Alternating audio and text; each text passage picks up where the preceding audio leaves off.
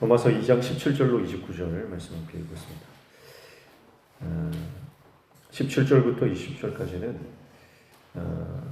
유대인들이 스스로 착각하고 있는 내용에 대해서 말씀을 합니다. 먼저 17절 보시면 유대인이라 불리는 내가 율법을 의지하며 하나님을 자랑하며 이렇게 시작하죠.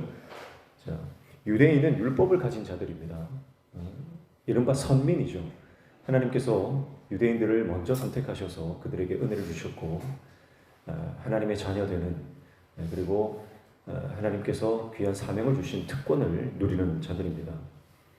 그래서 이들은 율법을 가졌지만 율법을 굉장히 자랑스러워하고 있지만 실상은 그 율법을 소유하고 있지만은 그 율법을 실천하지 못하는 삶을 살아갑니다. 그래서 17절부터 20절까지는 이제 그 반대다.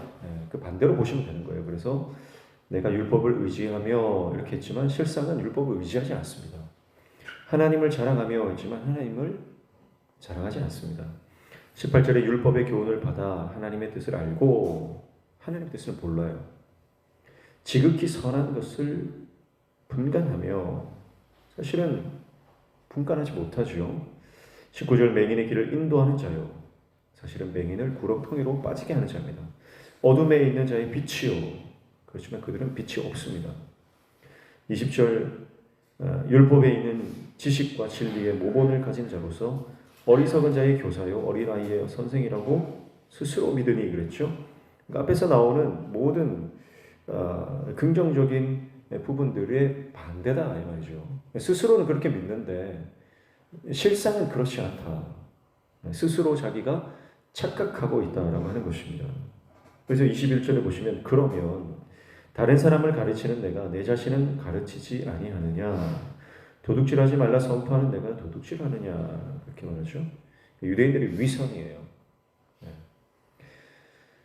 다른 사람들은 율법대로 살아라 그렇게 말하고 다른 사람들은 그렇게 가르치면서 정작 자기 자신들은 그렇게 살지 않는다는 겁니다. 율법을 지키라고 말하면서 그들은 율법을 지키지 않습니다. 아니 율법을 지키지 않는 것뿐만 아니라 율법을 범하는 삶을 사는 거예요. 그래서 22절에 간음하지 말라 말하는 내가 간음하느냐? 우상을 가증히 여기는 내가 신전 물건을 도둑질하느냐? 이렇게 말하죠. 철저히 위선적인 삶을 살아갑니다. 23절에도 율법을 자랑하는 내가 율법을 범함으로 하나님을 욕되게 하느냐? 결국은 율법을 소유는 하고 있지만 율법을 알기는 알지만 그 율법을 오히려 범함으로써 하나님을 욕되게 하는 하나님의 영광을 실추시키는 그런 인생이 바로 유대인들이다라고 하는 것이죠. 그래서 24절에 결과가 뭡니까? 기록된 바와 같이 하나님의 이름이 너희 때문에 이방인 중에서 모독을 받는도다 이렇게 말하죠. 그 결과가 많은 사람들에게 하나님의 이름을 모독받게 하는 그런 결과를 초래하는 겁니다. 하나님은 이스라엘 백성들을 선택하셨습니다. 그래서 언약을 맺으셨죠. 율법이라고 하는 것은요 단순히 자기 자랑거리가 아닙니다.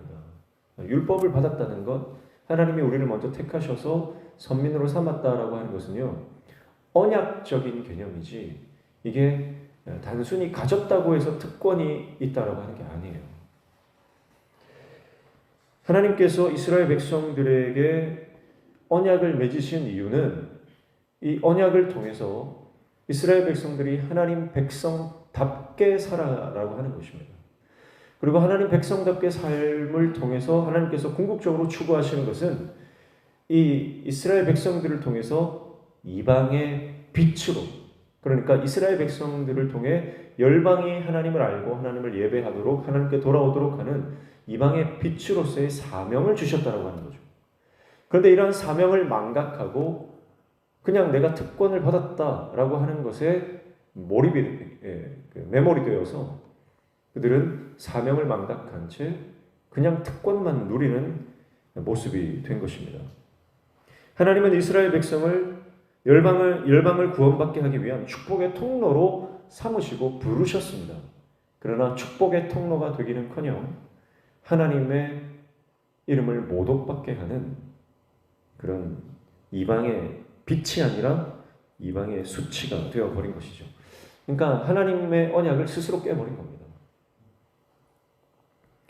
사랑하는 성도 여러분, 먼저 믿은 것은 축복입니다. 먼저 믿었다라고 하는 것은 당연히 축복이죠. 하나님께서 나에게 사명을 주셨다라고 하는 것, 그거 특권입니다. 그런데 내가 하나님의 언약 안에 거하지 않는다, 여전히 육신의 소욕을 쫓아 산다 그러면 하나님께서 주신 이 축복과 특권을 누릴 수가 없다라고 하는 것입니다. 왜냐하면 이것은 언약적 개념이기 때문에 하나님과 나와의 언약이 깨어져 버린다는 거죠. 그래서 하나님 백성답게 살아가는 사람이 하나님 백성입니다. 단지 내가 신앙의 연수가 오래되었고, 내가 일찍 예수 믿었고, 내가 교회 생활을 오래 했고, 그것이 하나님의 백성을 되게 하는 조건이 아니라는 거죠. 단 하루를 살아도 내가 말씀 붙잡고 말씀대로 하나님 백성답게 살아가야 그 사람이 하나님의 백성입니다. 25절에 보면 내가 율법을 행하면 할례가 유익하나 만일 율법을 범하면 내 할례는 무할례가 되느니라, 그렇게 말합니다. 자, 할례와 무할례. 유대인들은 끊임없이 사도 바울이 세운 교회 안에 들어와서요, 뭐라고 하냐면 할례를 받아야 구원받는다. 그래서 할례를 받아라. 그러니까 외적 조건들을 강조해요. 형식이죠. 형식을 강조합니다. 그런데 이 사도 바울이 말하는 것은 형식보다 중요한 것은 내용이다라고 하는 거죠. 형식이 중요한 건 아니다. 그래서 그 내용이 뭡니까? 내용은 순종이에요. 순종. 그래서 내가 하나님의 말씀, 이 율법에 순종하면 그것은 할례 받지 않아도 진정한 할례다. 내용이 있으면 형식도 유익합니다. 의미가 있습니다. 그래서 율법을 행하면 할례가 유익하다. 할례라고 하는 것은 겉으로 드러나는 표 아닙니까? 근데 이 겉으로 드러나는 형식이 의미가 있기 위해서는 내용이 있어야 된다는 거죠. 근데 만약에 내용이 없다 그러면 할례 받아도 아무 소용이 없다. 할례가 무할례가 된다. 그렇게 오늘 말하고 있습니다. 그러니까 마치 포장지가 있어요. 포장지. 선물이 있는데 선물을 포장으로 싸지 않습니까? 그런데 이 포장이, 정성스럽게 싼 포장이 의미가 있으려면 그 선물의 내용이 정말 이 정성스럽게 준비되어 있는가 하는 것이 그 포장의 의미를 발생시키는 거죠. 포장은 예쁜데 안에 내용이 아무것도 없다. 빈 껍데기다. 그러면 아무리 화려하게 예쁘게 포장을 해도요, 아무런 소용이 없는 겁니다. 예쁘게 포장된 정성스러운 겉봉이 의미가 있기 위해서는 그 안에 선물이 가치가 있을 때 비로소 그 가치가 발생하는 거죠. 그러니까 우리 삶에도 마찬가지입니다. 내가 겉은 그럴듯한데, 내가 겉모양은 그럴듯한 그리스도인인데 내 안에 예수가 없으면 그럼 우리는 진정한 그리스도인이 아니라 유사한 그리스도인, 겉모양만 그리스도인이죠. 그래서 26절에 그런즉 무할례자가 율법의 규례를 지키면 그 무할례를 할례와 같이 여길 것이 아니냐, 그렇게 말합니다. 무할례자가 할례 받지 않은 이방인을 말하는 거죠. 이방인들이 율법을 잘 지키면요, 그 이방인들은 유대인과 같이 여겨지는 겁니다. 본질적으로 모양보다 내용입니다. 그래서 순종은 무할례도 할례가 되게 한다. 이게 굉장히 중요한 말씀이에요. 성도와 교회의 본질은 삶입니다. 삶이 있어야 하나님께서 인정하십니다. 내용이 충실하면 형식은 생략되어도 무방하다, 그런 말입니다. 그런데 우리는 내용보다는 형식에 집중합니다. 우리 교회 생활을 할 때도요, 우리가 많이 의논하는 것은 본질적인 것에 많이 의논하고 여기에 집중하는 것보다는 형식적인 것에 많이 시간을 뺏기는 경우가 많습니다. 에너지를 여기에 많이 뺏겨요. 여러분, 우리 교회가 아름다운 교회, 하나님께서 인정하시는 교회, 성장하는 교회, 부흥하는 교회가 되려면 본질에 집중해야 됩니다. 하나님께서 원하시는 순종에 어떻게 우리가 순종할 것인가에 우리가 고민하고 시간을 투자하고 에너지를 투자해야 됩니다. 근데 겉모양에, 형식에, 프로그램에 이런 것에 우리가 에너지를 쏟고 시간을 낭비하게 되면요, 건강한 교회가 될 수 없는 것입니다. 형식에 집착하지 말고 내용에 집중해야 됩니다. 27절에 또한 본래 무할례자가 율법을 온전히 지키면 율법 조문과 할례를 가지고 율법을 범하는 너를 정죄하지 아니하겠느냐, 이렇게 말씀하죠. 그래서 율법을 가지고 순종하지 않는 삶을 살면서 남을 판단하고 있습니다. 그게 계속 말하는 너. 사도 바울이 로마서 1장부터 계속 너를 말하죠. 바로 행함이 없는 율법만을 가지고, 윤리만을 가지고 다른 사람들을 판단하고 정죄하는 그 사람이죠. 그러나 그 너가 오히려 무할례자들에게 정죄를 받을 것이다. 그래서 28절, 29절 우리 다시 한번 결론입니다. 같이 읽습니다. 시작. 무릇 표면적 유대인이 유대인이 아니요 표면적 육신의 할례가 할례가 아닙니다. 오직 이면적 유대인이 유대인이며 할례는 마음에 알지니 영에 있고 율법 조문에 있지 아니한 것이라 그 칭찬이 사람에게서가 아니요 다만 하나님에게서니라. 아멘. 자, 그래서 표면적 유대인과 이면적 유대인에 대해서 말씀하고 있습니다. 그러니까 참 할례는 육체에 받는 것이 아니고 마음에 받아야 된다. 그래서 우리 인생을 살아가면 사실 대부분 그렇습니다. 정말 소중한 것, 정말 중요한 것, 정말 가치 있는 것은 보이는 것이 아니라 보이지 않는 것에 있습니다.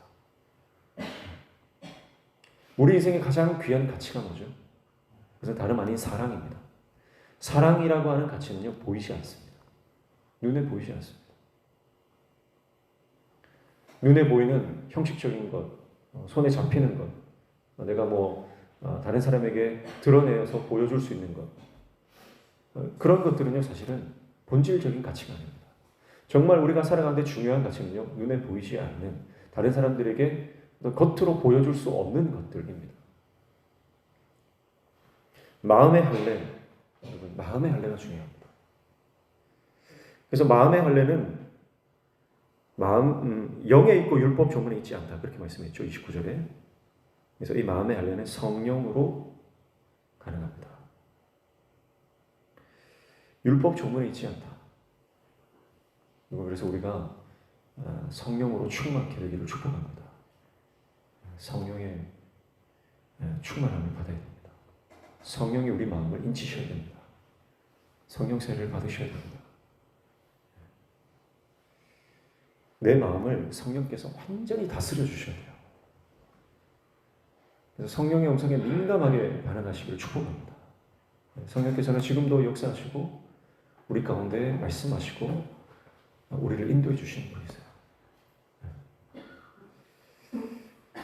하나님과의 참된 이 언약 관계 안에 바로 거할 수 있는 길은 성령 안에서 행하는 것입니다.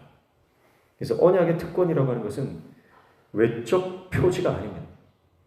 외적 표지를 소유했다고 해서 하나님과의 그 언약적 특권을 누리는 것이 아닙니다. 바로 언약의 특권은 하나님과의 바른 관계에서 오는 것입니다. 오늘 내가 정말 하나님의 과의 관계가 회복되어 있는가? 율법은 소유가 아니라 실천이 핵심이다, 오늘 말씀합니다. 율법이 요구하는 것은 삶을 살아내는 것입니다. 그것이 진정한 율법의 사람이요, 성령의 사람이요, 언약 백성이다. 그렇게 말씀하고 있습니다. 살아내야 됩니다. 말씀대로 살아야 합니다. 그러나 이거 내 힘으로 되지 않습니다. 성령이 힘 주셔야 됩니다. 성령이 이끌고 가셔야 됩니다. 그래서 내 자아를 내려놓고, 내 고집을 내려놓고, 이 딱딱한 내 마음을 내려놓고 성령님을 의지하고 성령님께 내 모든 것을 맡기고 성령께서 이끄시는 대로 순종하며 나아갈 때에 우리는 하나님의 백성답게 거룩한 삶을 살며 이방의 빛으로 하나님의 영광을 드러내며 많은 사람들을 주님께로 돌아오게 하는 귀한 삶을 살아가게 될 줄로 믿습니다. 눈에 보이는 것이 아니라 눈에 보이지 않는 것입니다. 오늘 성령께서 우리 가운데 오셔서 이 진정한 율법의 가치, 하나님 나라의 진정한 의미를 깨닫게 해주시는 귀한 은혜를 누리시기를 축복합니다. 기도하겠습니다.